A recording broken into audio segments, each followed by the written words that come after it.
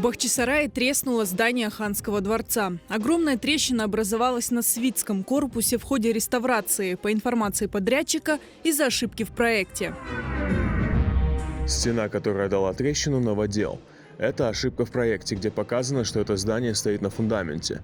А по факту, когда начали раскапывать, эти стены стоят без фундамента. Чуть копнули, и оно просело.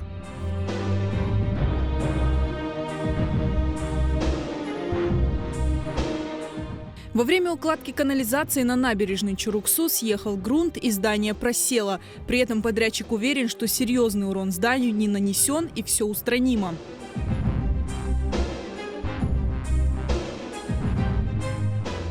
Чтобы предотвратить дальнейшее разрушение, подрядчик установил временное укрепление. К зданию поставили подпорки, но трещина довольно крупная, она высотой около 3 метров и распространилась уже практически по всему зданию.